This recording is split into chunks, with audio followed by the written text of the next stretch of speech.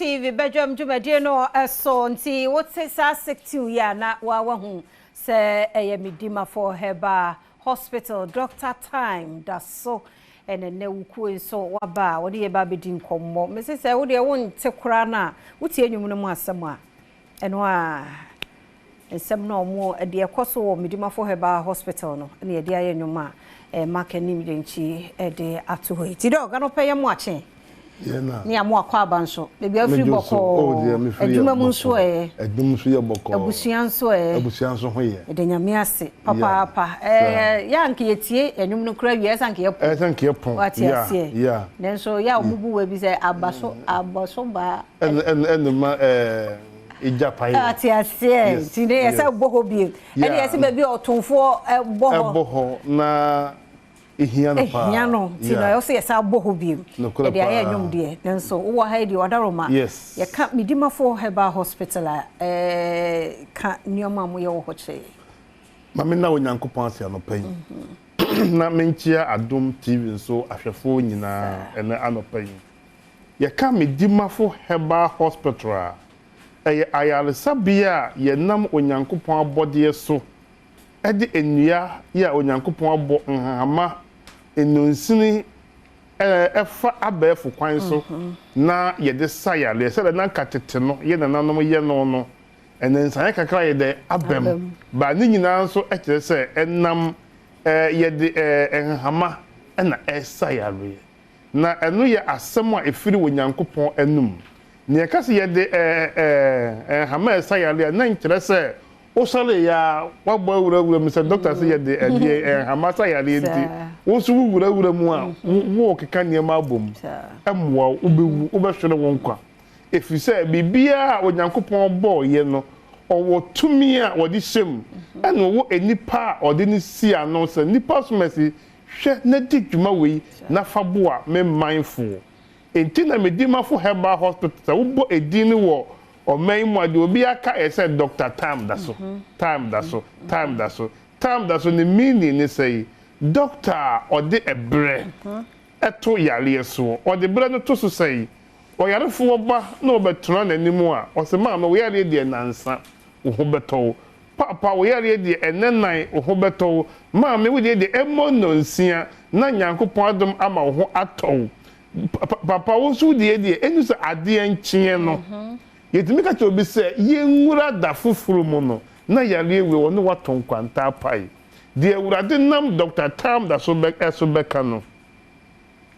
sa wo beti ase sa wo nti ase sa wo be pene so sa wo mpene so sa wo mpe ewurade akasa okasa wi a eto atwa yale ne ekọ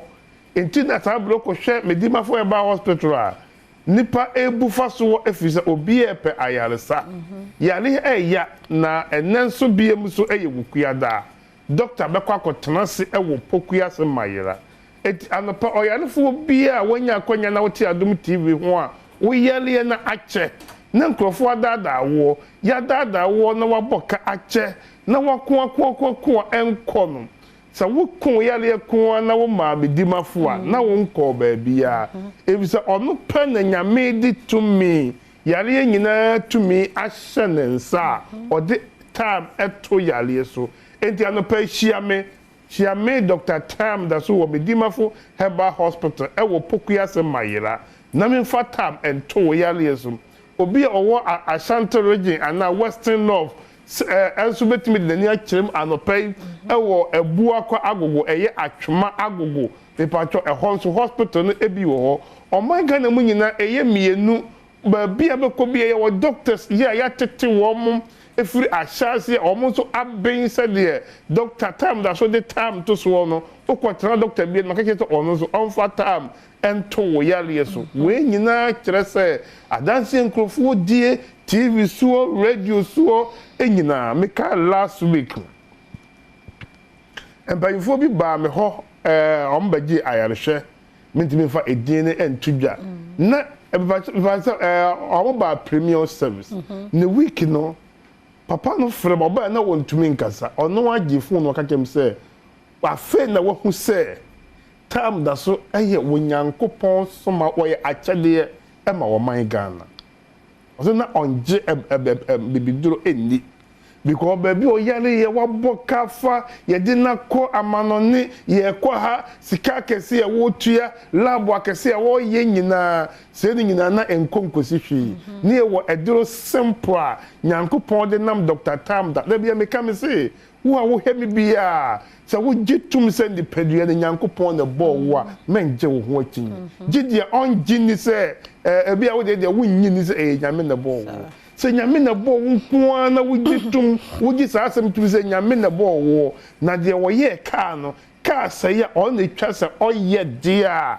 ka wakoma to yem na anopei shia doctor wo pokua se mayira doctor other doctors so atona se ewo abu akwa agogo sa bre meken enkran so o ma se adwuma kura se dadada shia yen ewo ho na doctor emfatam ento yale so ba bibiara yare akwa koduru bia gisa de wo wu anopei de yesie no de wo chefo tira de bia doctor kasa o se nipa bebre ho a wanye lucky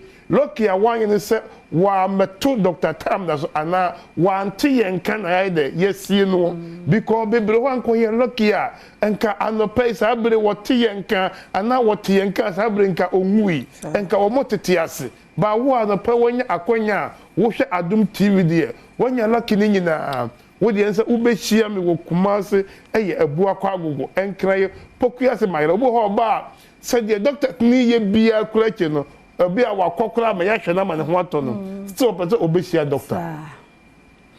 kumase bia juada bia metrase wo kumase juada bia me metrase wo kumase wo kuada eyenkna ya wada ekna so mesa atenase fiada premium service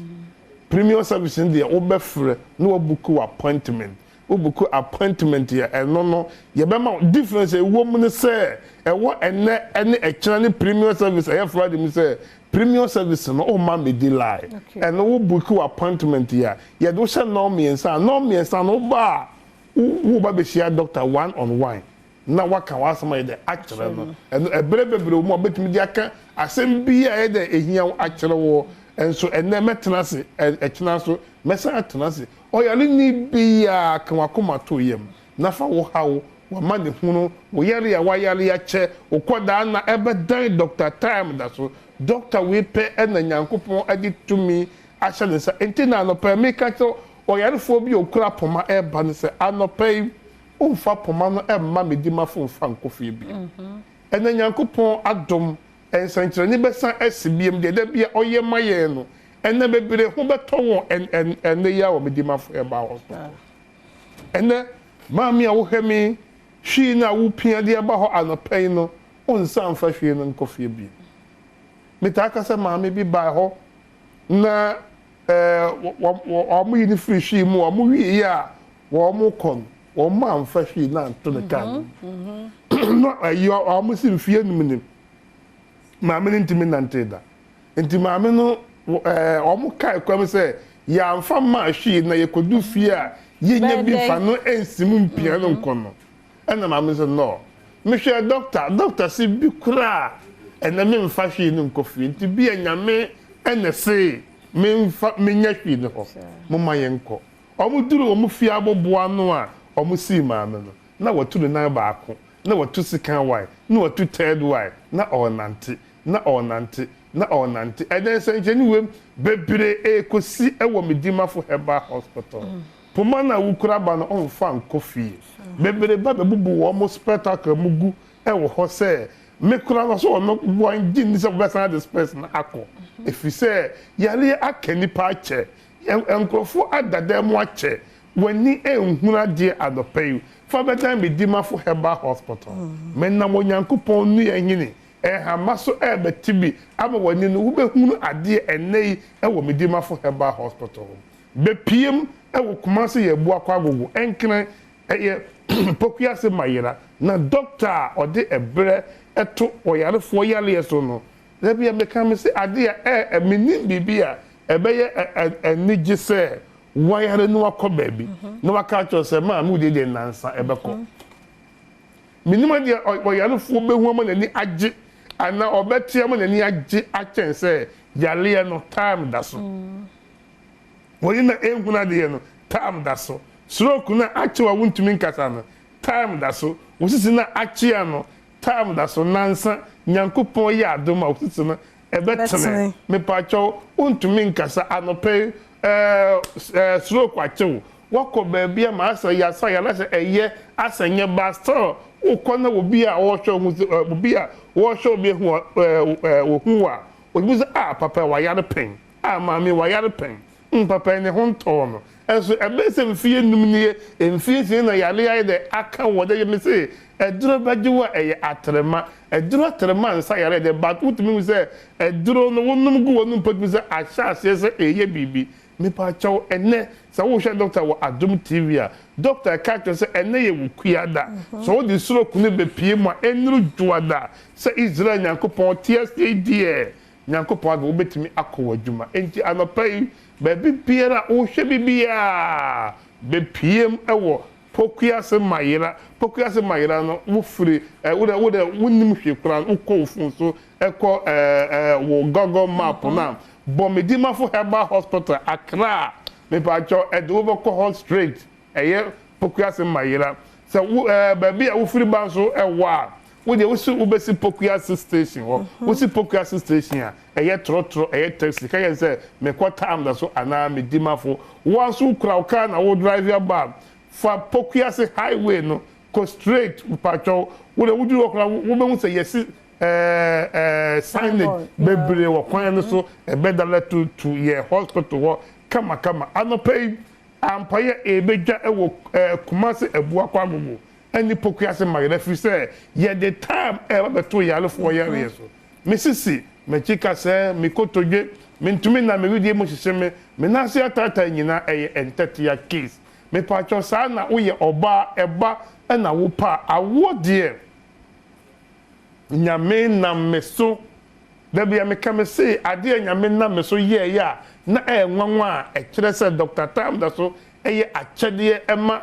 Ghana fo ya kire say adadua na ya me kodi ni wuram na ensuo ne adwane ankama no eye rare na esan ye true story and say oba na wanya mfinhie aduonum nwotwe 58 and na wasan twabla for the past 15 years ya the menses ya nyame na meso sen munyam mami beji achinye na oba ni 2 weeks ya na wokura konkwa wo tintasu gum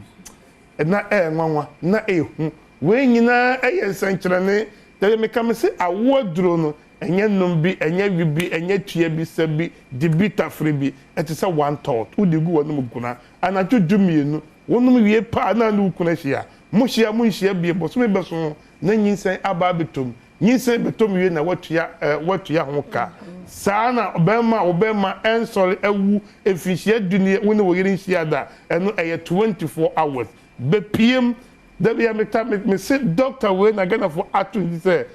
doctor wachade wasa wo yale ya bie na wasan achewade kami 21st on say enchana ba say you say July August September 21st doctor birthday 21st September no ebesi Saturday and the Saturday no yen adwuma but the Monday ye be Kumasi dey was make say Monday bia metrasi wo Kumasi ye be check TV no mako 50 ni ache mobile phones 20 Kumasi dey no ni asan ache emon time that so Newland basmati rice emon no enkrofo agia to market e say wo Kumasi mo poku trading anopay Kumasi fo nyina munyan nko poku trading ono wo Adom ho na nan so wo Adom omu nyina agi bebre ma supply wo market ni nyina wo kojo asa kwa kopem wase me per time that so Newland basmati rice FDA and so approve bibia kama ama ye nti just udia surobi enim wo ton so surobi anyedai enim me pacho sa na etie ewo ho eno ye beche bi ewo Kumasi eno firi ho a ne yawada bank na enkran so ye beche TV no 70 enkran the TV no 70 mobile phone bi eno Kumasi ne ye che TV 50 mobile phone 20 enkran TV 70 eno ye first 70 mbeba yeah won be kan that very day emo no de nipa bebe bia obi a benya bi and obi bia benya bi say 1,000 2,000 obi a benya bi enu free wa doctor birthday card me de che me a me de che and you be na top birthday card acha me me na me top birthday card acha birthday card no me say anu de what the bottle 10 ba na wa je coupon ba ko enti bottle 20 coupon bi no 30 miensa last week na de wuli di no o coupon 16 ono wa kra ena obi so coupon 14 e wo kumase enti 21st ni nya bom ken na wo coupon edoso no o ye de birthday card ya me nwan hwe ho ye nwan bibia e simple Dr. Tam le bibia simple nya fo na wo wi ni nyina ye be nwan de eno no e ye crop for the what you see and nti na me say ye nwan hwe e simple e wura wo bottles no nya ludi a asa wona for the first bom e ma nti di nyina no say obekoso na wan no maduro ndodo na watimi anya coupon no bebre asa no me nya number no ye 0244774282 0244774282 and 0500727215 0500727215 Dr. Time that's so oneti hey Mr. Freno so boy yare din so amudi frɛ na wo di ayare hwɛ na wo say nya achede de na obenya no just say Dr. Time that's so Medimafo Herbal Hospital ko na so ko show apomudin na entime mu a dog any fancy ha ye da se papa panti ye di si ha na Sister Sunday be oh ye guy o to aso